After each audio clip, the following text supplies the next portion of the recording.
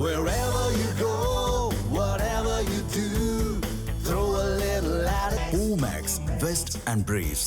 உலக பிரசித்தி பெற்ற மதுரை மீனாட்சி அம்மன் கோவிலினுடைய உப கோயிலாக இருக்கக்கூடிய மதுரை வண்டியூர் மாரியம்மன் கோவில் தெப்பக்குளத்தினுடைய அந்த மண்டபம் அதனுடைய அருகில் இருக்கக்கூடிய 16 மண்டப பகுதி வந்து எனக்கு பின்னால் இருக்கிறது. இந்த மண்டபத்தை பொறுத்தவரை பார்த்தோம்னா 16ஆம் நூற்றாண்டு காலத்தில் வந்து திருமலை நாயக்கர் மன்னரால் வந்து கட்டப்பட்டது.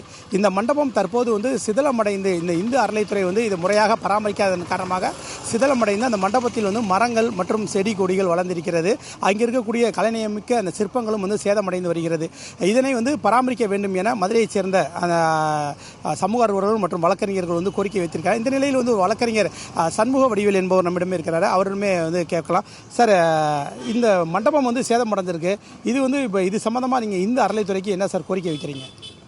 இந்த மண்டபம் வந்து நம்ம தெப்பக்குளத்தினுடைய மேற்கு கரையில் இருக்கிற ஒரு மண்டபம்.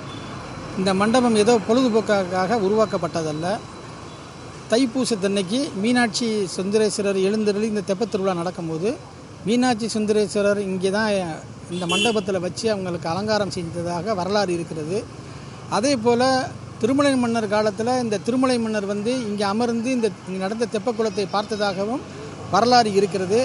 அதே போல் இங்கே நடந்த வேத பாராயணங்கள், பக்தி பூர்வமான சொற்பொழிவுகள், நிகழ்ச்சிகள் எல்லாமே நடந்துகிட்டு ஒரு புனிதமான இடம்.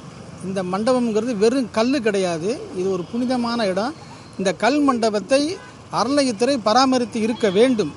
ஆனால் பராமரிக்காதன் காரணமாக இந்த மண்டபத்தினுடைய மேல்தளத்தில் மரமே வளர்ந்துருக்கு. மரம் வந்து வளர்ந்து அந்த மேல்தளத்தில் வந்து விரிசல்களை உருவாகி கொண்டிருக்கிறது. இங்கே இருக்கிற சிற்பங்கள் கூட இன்றைக்கும் கூட நமக்கு நேரடியாக பேசக்கூடிய அளவு இந்த சிற்பத்தினுடைய உருவாக்கப்பட்டிருக்கிறது. ஆனால் இந்த சிற்பத்துக்கு மேலே இது நம்முடைய அறநிலையத்தினுடைய விதிகளுக்கு புறம்பாகவே அங்கே வந்து வெள்ளை அடிச்சிருக்காங்க. வெள்ளை அடிக்கிறதுங்கிறதே வந்து சபதிகளுடைய உத்தரவுக்கு மீறியது. அது தவறான ஒரு விஷயம். இயற்கையாக அந்த கல் இருக்கணும், இந்த மண்டபம் பராமரிக்கப்படணும். இந்த தெப்பத்தை சுற்றி வந்து சுகாதாரமான சுத்தமான நிலைமைகள் இருக்கணும். இங்கே கடைகளை விடுவதை அதிகப்படுத்துவதை நாங்கள் எல்லாம் எதிர்க்கிறோம். அதே மாதிரி இங்கே என்னென்ன உணவுப் பொருட்கள் விற்கப்படணும் என்னையும் கூட அந்த அறநிலையத்துறை இங்கே இருக்கிற வியாபாரிகளுக்கு சொல்லணும்.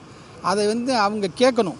அதை வந்து இவங்க பரிசோதனை பண்ணணும் அப்படிங்கிறது பக்தர்களுடைய கோரிக்கை. கண்டிப்பாக இதே போன்று இதே பகுதியை சேர்ந்த மற்றொரு சமூக ஆர்வலர் கார்த்திக் என்பவர் நம்மிடம் இருக்கிறாரு.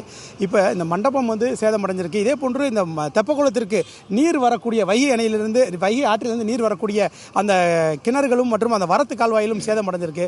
அது சம்மந்தமாக நீங்கள் எதுவும் கோரிக்கைகள் எதுவும் அரசுக்கு எதுவும் வச்சுருக்கீங்களா என்ன சார்?